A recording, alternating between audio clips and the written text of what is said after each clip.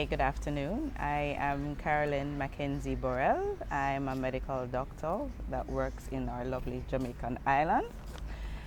I mainly work with children, and I am here to talk to you about the dengue virus. Dengue is a mosquito-borne viral illness which has been growing dramatically around the world for the last few decades, and it is widespread throughout the tropical regions and varies depending on the temperature, the rainfall at the time, the humidity at the time, and as well as increases that we've seen with unplanned urbanizations in our day-to-day life. It is transmitted by the infected female Aedes aegypti mosquito, who is a daytime biting mosquito, and this mosquito is also known to transmit viruses such as Zika, yellow fever, and with the recent chikungunya. There are four main types of the dengue virus: DENV1, DENV2, 3, and 4. The one most prevalent in Jamaica is the DENV3 virus. All of these viruses are closely related, so recovery from a dengue infection can provide lifelong immunity from that particular type that you're recovered from. However, we found that subsequent infections or secondary infections by another type can actually result in severe dengue illness. So basically, you can get one type only once. Okay. Yes. But you can get the dengue virus again, but it's another type. It's another type. Okay. Continue. All right. So let us talk about transmission. It's usually mosquito to human or human to mosquito. After feeding on a dengue virus infected person, the virus multiplies in the mosquito's gut before it goes elsewhere in the body, which includes the salivary glands. And this is where we get the virus from once an infected mosquito bites us. So let us address the symptoms of dengue. Dengue should be suspected when there is a high fever, usually 40 degrees Celsius or 104 degrees Fahrenheit. And this fever is accompanied by two of the following symptoms: a severe headache, pain behind the eyes, muscle and joint pains, nausea, vomiting, swollen glands, and sometimes you'll see a rash. Other symptoms that might also appear, especially in our kids, you'll have them having diarrhea and just a feeling of unwellness. In our severe presentations, symptoms, although rare, include bleeding from the gums, bleeding underneath the skin, blood in the vomit, or sometimes persons may actually see themselves passing black sticky stool. So we found with severe infections, there is usually an associated fall in the platelet levels of a person or infected person's blood. The platelet is responsible for the clotting aspect of the blood, and once it falls below a certain level, there's an increased risk of bleeding, which is why when there is a severe infection, we usually recommend that the person becomes hospitalized so that we can closely monitor and give the best supportive management that we can give during this time. Usually, admission spans from about 2 to 5 days depending on the severity of the symptoms. Other severe symptoms to look out for include severe abdominal pain, persistent vomiting, rapid breathing, fatigue, restlessness. Patients who manifest these symptoms during the critical phase of their illness need hospitalization and closer monitoring.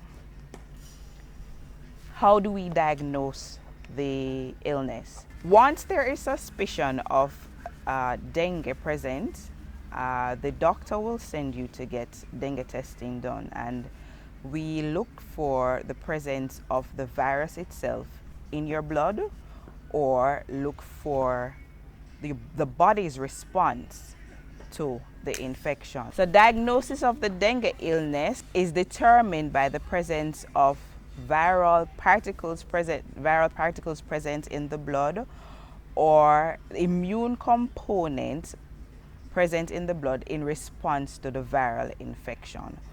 Once any of these become positive, especially the acute phase immune components, then we will determine whether or not you have an acute illness.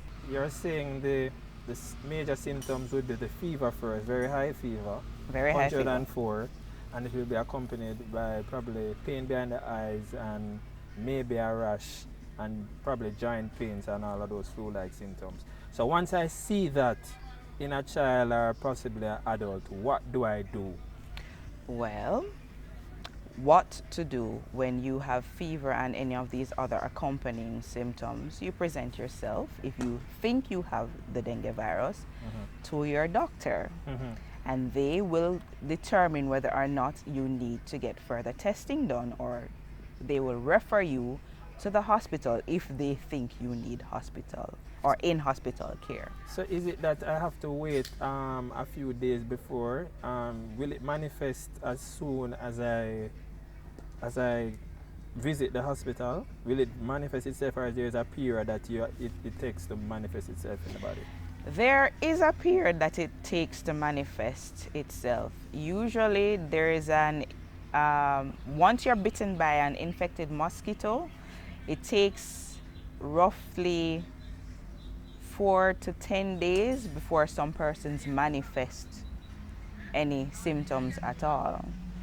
And I forgot to mention that some persons are infected with the dengue virus and they do not manifest any symptoms any at all.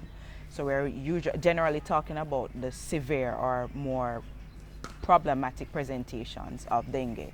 Those are the ones that usually bring themselves to the hospital or to the doctors because of suspicion of the presence of the dengue virus. So as soon as you're starting to see the symptoms, present yourself at the hospital.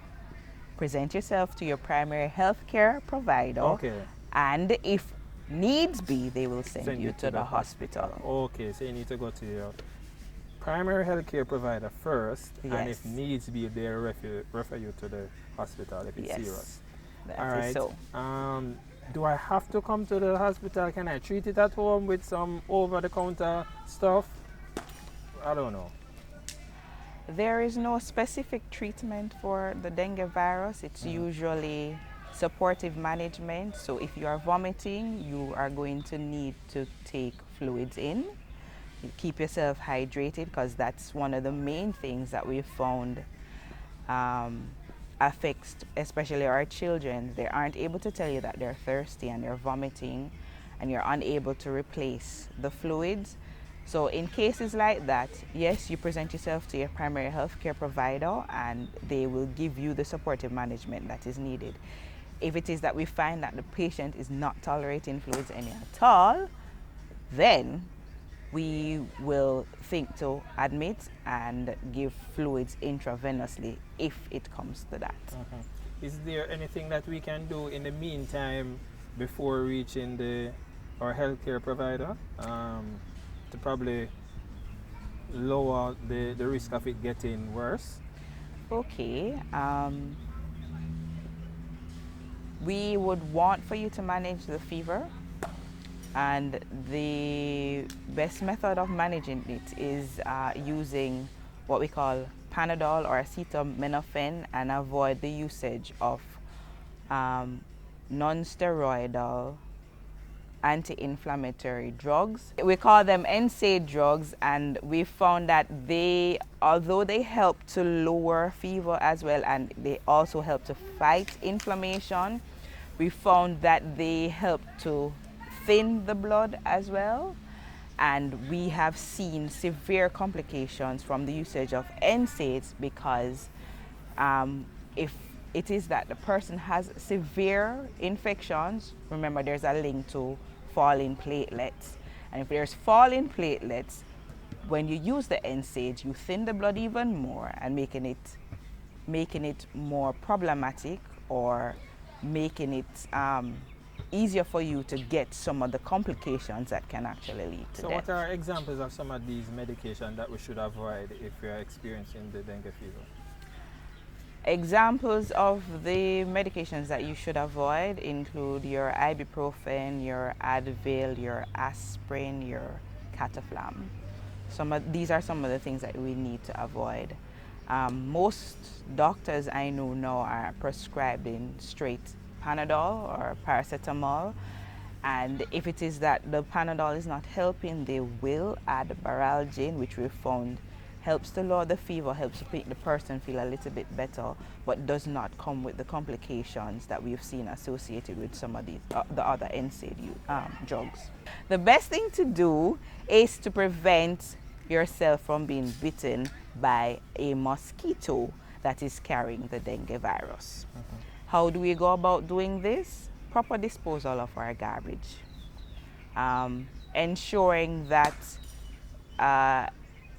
any water containing vessels in and around our homes, in and around our business places are cleaned at least once a week and scrubbed, because sometimes the mosquitoes might lay their eggs and they're attached to these barrels, and if we don't scrub them, we won't get rid of the eggs. So once weekly cleaning up of our water holding vessels, putting on mosquito repellents. The recommendation now is to use DEET. Some persons are concerned about the usage of DEET, so I've also told some parents that you can use the natural products that you know will help to repel the mosquito from biting you. Wearing clothing that properly covers your entire body to prevent yourself from being bitten by a mosquito. And also installing mesh at the doors and at your windows. So in summary, dengue is a mosquito-borne viral illness. There is no specific treatment for dengue or severe dengue. Therefore, early detection is key to proper management of the illness itself. Some key pointers to remember is to always protect yourself from being bitten by mosquitoes, so ensuring that you are wearing your repellents on a day-to-day basis, whether in the morning or in the night. Once you have any of the following symptoms, which includes your high fever, headache, pain behind the eyes, vomiting, and general feeling of unwellness, present yourself to your primary healthcare provider, who will further do any investigations as needed. Thank you for joining us and listening. Again. Yeah, yeah.